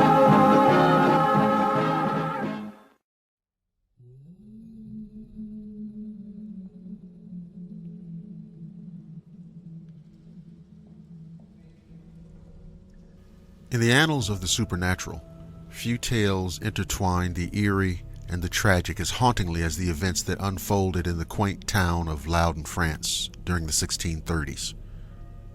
This episode, known as the Loudun Possessions, is a chilling reminder of how fear, power, and the unseen can converge with devastating consequences. The story begins in 1632 within the walls of the Ursuline convent in Loudun. The nuns, led by Mother Superior Jeanne d'Agnes, began experiencing unsettling phenomena. They reported nocturnal visitations by apparitions, fits of uncontrollable laughter, and physical assaults by invisible forces. The situation escalated when some nuns claimed to have seen ghostly figures, including that of a recently deceased priest. These disturbances soon took a more sinister turn, with the nuns exhibiting convulsions, speaking in tongues, and making lewd gestures, behaviors they attributed to demonic possession. As fear gripped the convent, attention turned to Urbain Grandier, the parish priest of Saint Pierre du Marché in Loudun. Grandier was a charismatic and controversial figure, known for his eloquent sermons and rumored affairs with local women. Notably, he had made powerful enemies, including Cardinal Richelieu, due to his outspoken criticism of the central government's policies. The nuns accused Grandier of using sorcery to send demons to torment them, alleging that he had made a pact with the devil to fulfill his carnal desires. The ensuing trial was nothing short of a macabre spectacle. Public exorcisms were conducted, drawing massive crowds eager to witness the battle between holy men and unholy spirits. Under intense pressure, the nuns provided detailed accounts of their alleged possession, implicating Grandier as the orchestrator of their torment. One of the most damning pieces of evidence presented was a supposed diabolical pact, allegedly signed by Grandier and several demons, including Lucifer himself. The document promised Grandier worldly pleasures in exchange for his soul. Despite maintaining his innocence and enduring horrific torture, Grandier was found guilty of witchcraft and sorcery. On August 18, 1634, he was burned at the stake, steadfastly denying the charges until his final breath. His death, however, did not bring an end to the possessions. The nuns continued to exhibit signs of possession, and the exorcisms persisted for years. Mother Superior Jeanne d'Agnes in particular claimed to be possessed by multiple demons and underwent numerous exorcisms before she was declared free from her afflictions. The Loudun possessions have since been the subject of extensive analysis and debate. Some historians view the events as a case of mass hysteria, possibly exacerbated by the strict and repressive conditions of convent life. Others suggest that the possessions were manipulated by political and religious authorities to eliminate Grandier, who had become a thorn in their side. The involvement of figures like Cardinal Richelieu lends credence to theories of a calculated plot to discredit and destroy an outspoken critic. In retrospect, the Loudun affair serves as a grim illustration of how fear and superstition can be weaponized, leading to tragic outcomes. It also highlights the perilous intersection of religion, politics, and personal vendettas. For those of us who delve into the mysteries of the paranormal, the events at Loudun remain a poignant reminder of the human capacity for both belief and manipulation, and the fine line that separates the two. As we continue to explore the unknown, let us remember the lessons of Loudun, to approach the unexplained with both open-mindedness and critical inquiry, ever vigilant against the shadows of fear and prejudice that can cloud our judgment.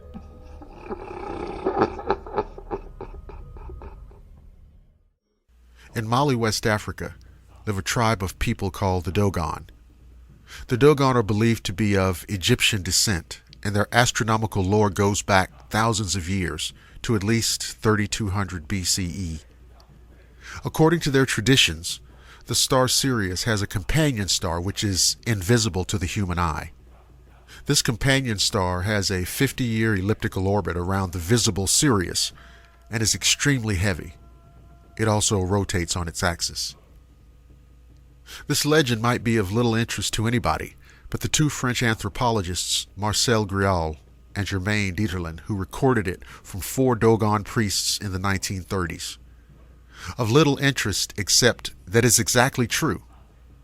How did a people who lacked any kind of astronomical devices know so much about an invisible star? The star, which scientists call Sirius B, wasn't even photographed until it was done by a large telescope in 1970. The Dogon stories explain that also. According to their oral traditions, a race of people from the Sirius system called the Nomos visited Earth thousands of years ago. The Nomos were ugly, amphibious beings that resembled mermen and mermaids. They also appear in Babylonian, Akkadian, and Sumerian myths. The Egyptian goddess Isis, who is sometimes depicted as a mermaid, is also linked with the star Sirius. The Nomos, according to the Dogon legend, lived on a planet that orbits another star in the Sirius system. They landed on Earth in a, quote, ark that made a spinning descent to the ground with a great noise and wind. It was the Nomos that gave the Dogon the knowledge about Sirius B. The legend goes on to say the Nomos also furnished the Dogons with some interesting information about our own solar system. That the planet Jupiter has 4 major moons, that Saturn has rings, and that the planets orbit the sun. These were all facts discovered by Westerners only after Galileo invented the telescope. The story of the Dogon and their legend was first brought to popular attention by Robert K.G. Temple in a book published in 1977 called The Sirius Mystery. Since writer Ian Ridpath and astronomer Carl Sagan made a reply to Temple's book suggesting that this modern knowledge about Sirius must have come from Westerners who discussed astronomy with the Dogon priests. The priests then included this new information into the older traditions. This in turn misled the anthropologists. Though far-reaching, this is a possibility, considering Sirius B's existence was suspected as early as 1844 and seen through a telescope in 1862. It doesn't, however, seem to explain a 400-year-old Dogon artifact that apparently depicts the Sirius configuration, nor the ceremonies held by the Dogon since the 13th century to celebrate the cycle of Sirius A and B. It also doesn't explain how the Dogons knew about the superdensity of Sirius B, a fact only discovered a few years before the anthropologists recorded the Dogon stories. It is also important to remember that although many parts of the Dogon legends seem to ring true, other portions are clearly mistaken. One of the Dogon's beliefs is that Sirius B occupied the place where our sun is now. Physics clearly prohibits this. Also, if the Dogon believe that Sirius B orbits Sirius A every 50 years, why do they hold their celebrations every 60 years? Sirius A is the brightest star in our sky and can be easily seen in the winter months in the northern hemisphere. Look for the constellation Orion. Orion's belt are the 3 bright stars in a row. Follow an imaginary line through the 3 stars to Sirius, which is just above the horizon. It's bluish in color. Sirius is only 8.6 light-years from Earth. Astronomer W. Bessel was the first to suspect that Sirius had an invisible companion when he observed that the path of the star wobbled. In the 1920s, it was determined that Sirius B, the companion of Sirius, was a white dwarf star. The pull of its gravity caused Sirius' wavy movement. White dwarfs are small, dense stars that burn dimly. Sirius B is in fact smaller than the planet Earth. 1 teaspoon of Sirius B is so dense that it weighs 5 tons. So, Did alien fishmen pay a visit to ancient Earth and give the Dogon their knowledge? Or was the Dogon's culture contaminated by Western visitors? Or could the Dogons have had ancient technical or non-technical means to find this information out? Or is the whole thing just a matter of coincidence? The question may be settled as larger and more powerful telescopes take a look at the Sirius system.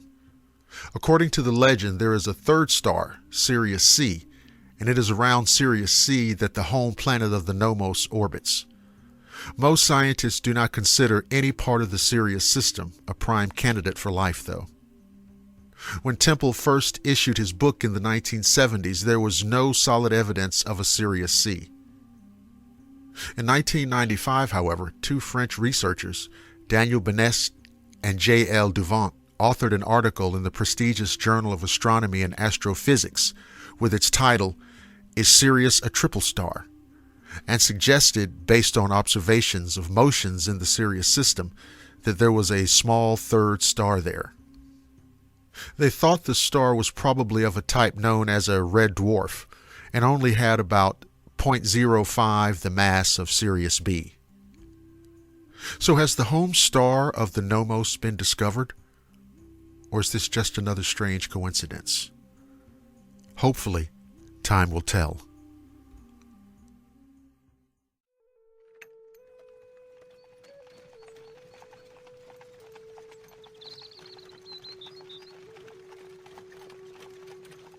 There have long been tales of lost civilizations and strange peoples that have faded into the sands of time. Such enigmatic races lurk in the tales and history of nearly every major culture, and they span the range of the supernatural to pure myth to the possibly real. One tale of a mysterious lost race comes to us from the Appalachian Mountains of the United States, and it tells of a strange race of albino, sun-fearing beings who supposedly roamed this land long before even the natives arrived. In the untamed wilderness along the southern Appalachian Mountains of the United States, the native Cherokee people have long told of a strange race of beings they called the Moon-Eyed People.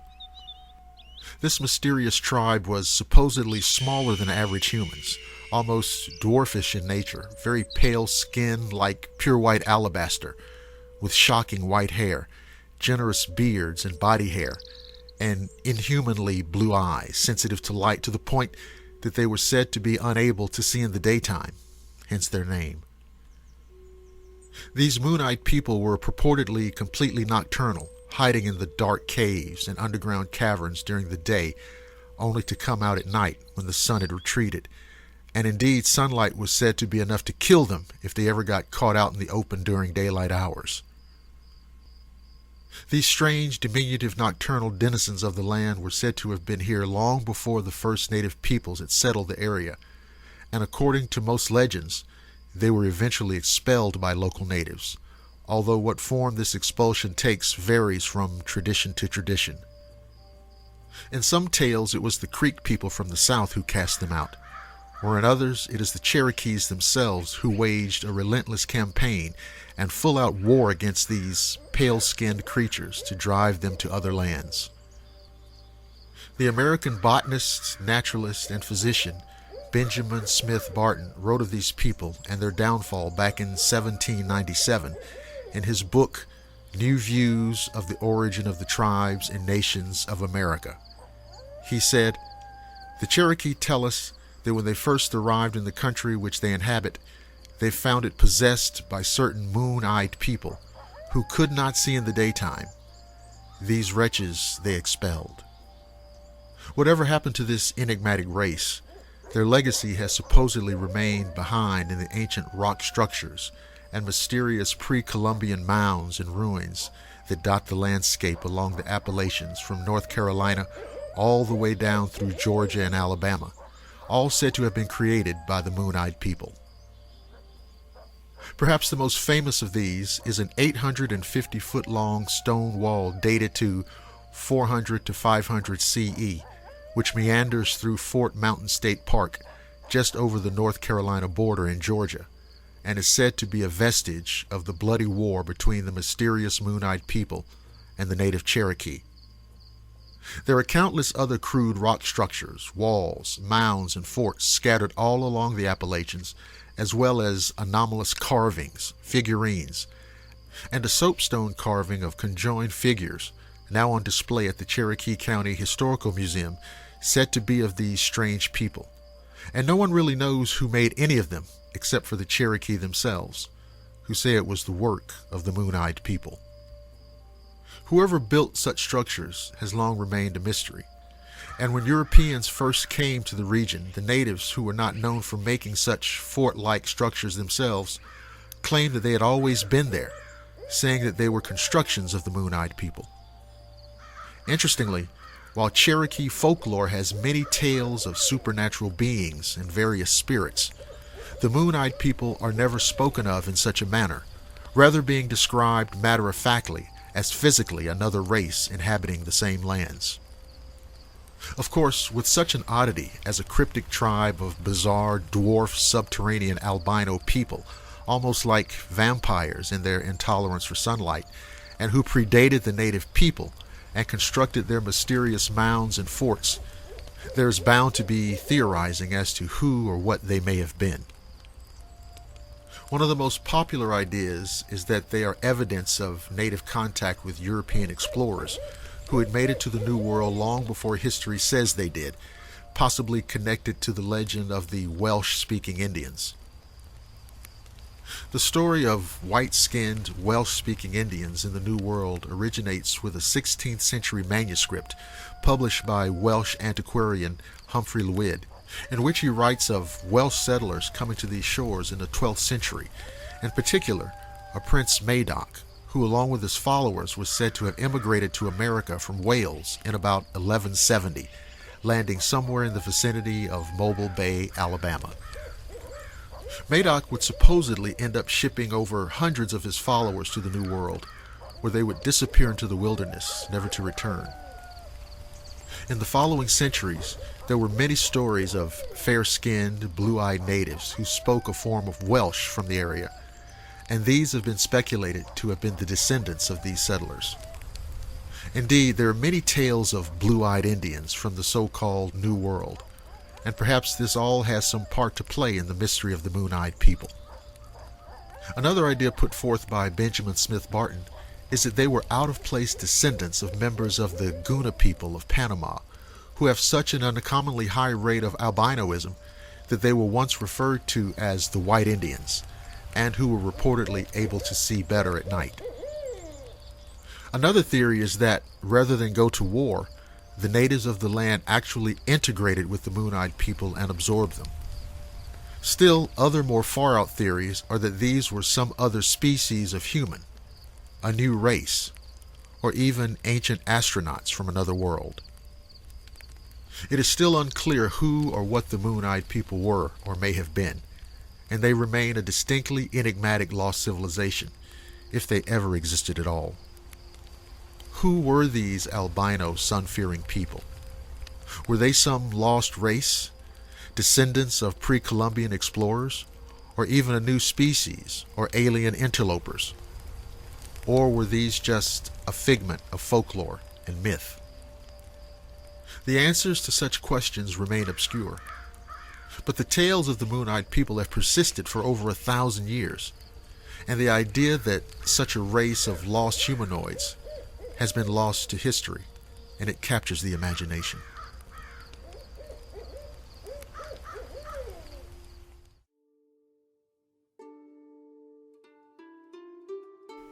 Many people think that the phenomena of flying space objects that can be seen in the sky is a product of modern science fiction. This way of thinking reveals a lack of knowledge of history. In fact, thousands of years before science fiction was born, ancient writers described flying objects in the skies, very similar to those that can be seen today. Let's look at some examples. The classical writer who described unusual celestial phenomena such as shields of fire and torches of fire flying in the skies is Titus Livius, one of the most important Roman historians. In his masterpiece Ab Urbe Condita, The Founding of the City of Rome, Livius reports several extraordinary events that were interpreted as omens or prodigies by the ancient Romans.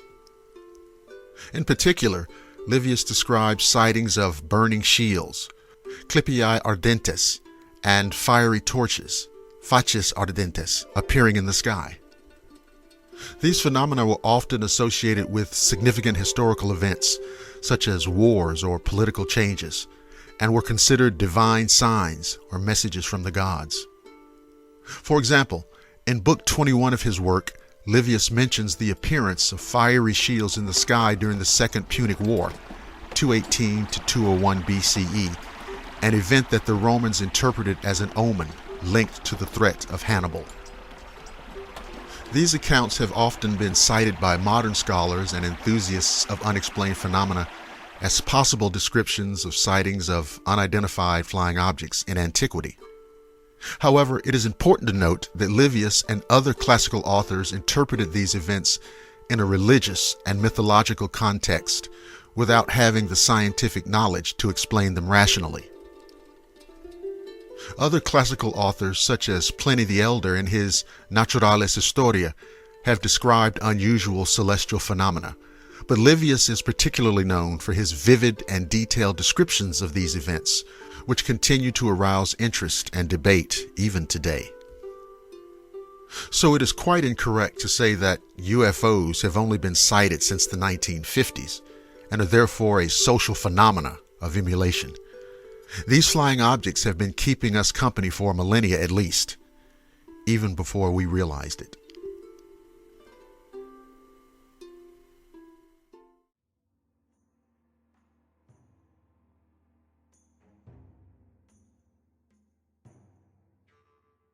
In the vast expanse of Mongolia's steppes, where the horizon seems to stretch into infinity, tales of the supernatural have been passed down through generations. One such legend that has intrigued many is that of the Devil's Horse. But what is this enigmatic entity, and how did it gallop into Mongolian folklore? The term Devil's Horse conjures images of a malevolent steed, but its roots are intertwined with Mongolia's rich equestrian history. The Mongols, renowned for their unparalleled horsemanship, were often referred to as the Devil's Horsemen by their adversaries.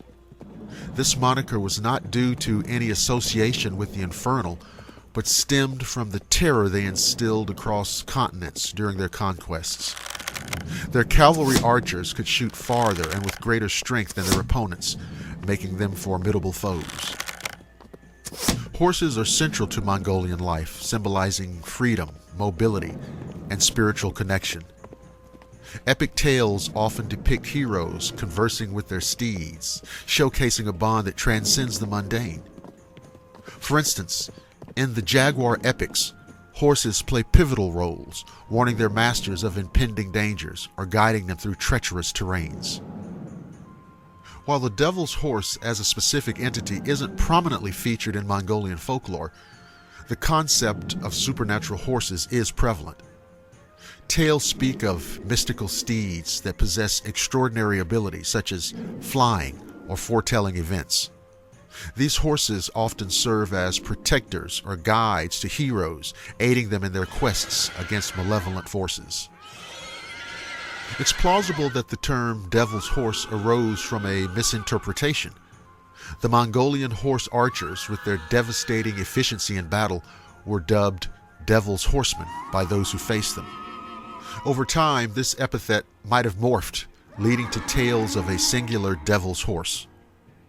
However, in Mongolian culture, horses are revered, and associating them directly with evil would be uncommon.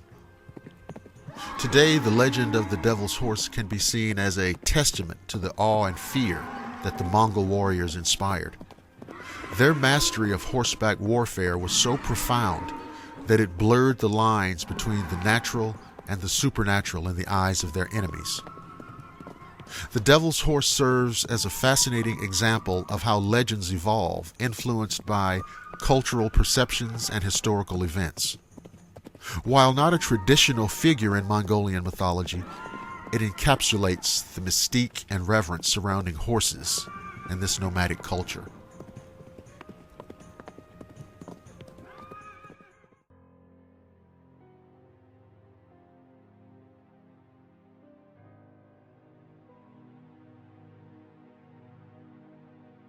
In 1963, 4 British teens saw a UFO land in a nearby forest, but what would haunt them for the rest of their lives was the bizarre bat-like beast that apparently came out of it. On the chilly autumn evening of November 16, 1963, 17-year-old John Flaxton, 18-year-old Mervyn Hutchinson, and 2 other friends were walking home from a party on Sandling Road in the county of Kent, a region apparently rife with cryptozoological and paranormal activity, when they saw a silent, glowing orb-like object descend from the heavens. The unusual self-illuminated ovoid object, which was described as being just a few meters in diameter, hovered above a field. It eventually made its way behind the trees and settled into the shadow-infested foliage of the woods at Sandling Park. While the teenagers were still reeling from their astonishing sighting, something even more inconceivable would soon grab their attention. Moments after the extraordinary craft apparently landed behind the trees, the teens noticed a shaking in the brush, and what emerged was one of the most unique creatures ever to be chronicled in ufology. Later, the 4 horrified eyewitnesses would explain that an erratic, shambling, quasi-humanoid figure emerged from the woods and waddled towards them. The beast apparently looked like a headless bat, and it was approximately 5 feet tall, with large webbed feet and wings protruding from its back. In Hutchinson's own words, it didn't seem to have any head. There were huge wings on its back, like a bat. The group of friends, understandably overwhelmed with terror and adrenaline, sprinted away from the freakish bat thing and made their way to the nearest police station. Once there, they related their tale to what one must assume were highly skeptical officers. Flaxton would later state that he felt cold all over during the episode. Less than a week later, on the 21st of November, a young man named Keith Croucher seemed to confirm the teens' claim of an unusual object soaring over Kent, when he announced that he too had seen an oddly shaped craft hovering over the local soccer field, not far from where Flaxton and his crew had claimed to have had their curious encounter with a UFO and its bizarre occupant. On November 23rd, John McGoldrick decided that the reports coming from Sandling Park were simply too outrageous to be ignored. So after soliciting the help of an unnamed, yet clearly intrepid friend, McGoldrick and his cohort made their way to the site of all the unusual goings-on, hoping to perchance have a face-to-face encounter with the strange alien creature. Once inside the wooded area, McGoldrick claimed that he and his companion discovered no less than 3 footprints, each 24 inches long and 9 inches across. He also stated that they had stumbled across an area where the broken foliage had been flattened, as if by some tremendous weight. McGoldrick's claims caught the ear of the local press, who were no doubt eager to feed the public's ever-growing appetite for new information regarding this strange phenomenon. To that end, the newsmen accompanied McGoldrick back to the scene of the weirdness on December 11th. While the reporters did not manage to turn up any new evidence, it was stated that the thickets were still bathed in an eerie glow, which continued for some days before subsiding. The case was reported in scads of newspapers, as well as a 1971 issue of Flying Saucer Review under the title The Saltwood Mystery, due to its proximity to the area. In the 1970s, ufologist Chris Wolfe also reopened the case of this almost avian anomaly. According to records, he interviewed Flaxton and also inspected the scene of the unearthly encounter. Following his investigation, Wolfe came to the dubious conclusion that what Flaxton, Hutchinson, and their friends actually saw was an ordinary crow, somehow oddly illuminated by the flashing of an electric train passing not far away in the chilled autumn air. He apparently did not attempt to explain, however, how the crow managed to appear to be nearly 5 feet in height, web-footed, or headless. Other skeptics have more absurdly suggested that the witnesses saw nothing more than a scarecrow. Thus ends the apparent saga of the Bat Beast of Kent. But it has been pointed out by numerous investigators that, as unusual as this creature's description was, It bears an uncanny resemblance to its British crypto cousin and Cornwall's most famous monster, the Owl Man. The headless bat-like description also begs comparison to a bizarre yet eerily common breed of cryptid that includes West Virginia's Mothman, Germany's Freiburg Schrecker, China's Man-Dragon, and the former Soviet Union's Blackbird of Chernobyl, just to name a few. Most of the aforementioned creatures are considered by many Fortean researchers to be paranormal entities, essentially oracles of doom. But what makes the Kent case so intriguing is that it marks the first reported association between these bizarre beings and the UFO phenomenon. While admittedly, none of the eyewitnesses saw the thing actually exit the UFO, one would be hard-pressed to deny at least some tenuous connection between the unusual aircraft seen landing in the woods at Sandling Park and the monster that soon thereafter emerged from the thicket, and ever after into the lore of both ufology and cryptozoology. Thank you for listening to the Shadowland radio show. If you're listening on the Blackwater Media YouTube channel, don't forget to like, subscribe, and share. You can also listen at blackwatermedia.net and the Blackwater Media Facebook page. I'm Dr. William Lester, and I promise to see each and every one of you again on the flip side.